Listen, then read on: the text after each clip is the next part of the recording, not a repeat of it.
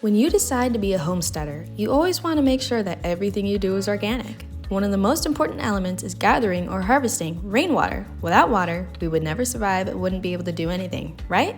So, in this video, I'll explain why it is not as easy as it looks. While we love to hear positive aspects, we have to think of the negative side as well.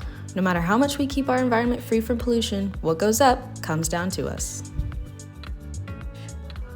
Channeling the water is probably the easiest way to collect rainwater. However, what we sometimes forget is the roof can have things trapped on it during heavy rains. The gutters can also have debris collected that can contaminate the water. Even though you may not use rainwater for drinking purposes, still, you're using it for maybe washing, animals, plants, and it can cause skin rashes, allergies, and have crops destroyed. You may not even be aware that the cause was due to the rainwater you harvested. Water is to some amphibians what a swimming pool is to us humans. You may have water containing droppings in it. Another major issue is that mosquitoes find their way into the water, and before you know it, the water is full of mosquito larvae. While we're trying to be self-sufficient, let's not spread an epidemic due to carelessness. And when the rains come, be mindful not to collect any rainwater. Plants that are watered with it have the possibility to wither and die due to acid rain. By the time you get to the end of the water of your open container, you might find a thick layer of slimy sludge sitting at the bottom. Maybe add a little sea salt into the water collected. That way it prevents this type of slime and deters any insects or critters due to the slight salinity.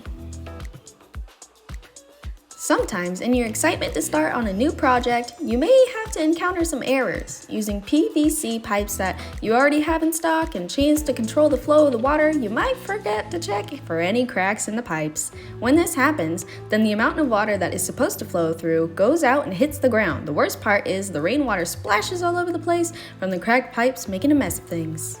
You might also have little critters making the rainwater take a totally different route other than into the utensil you've placed. Have your roof checked prior to the rains. Make sure there are no obstructions. Secure the pipes and chains with brackets or anything that'll keep it steady so the water falls quickly. Make sure there are no holes or cracks if you are using pipes you already have in stock. Another thing to make sure of is that the utensils can handle the pressure of the rainwater falling. It would be a waste if it collapsed due to the heavy flow of water. Make yourself aware of any environmental issues in and around your area.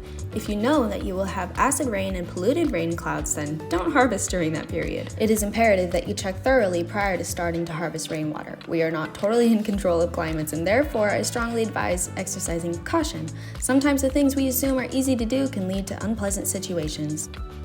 Thank you guys for listening. This is Z on the voiceover. I hope this helped with your rainwater journey, and go watch our other videos for some more tips and tricks.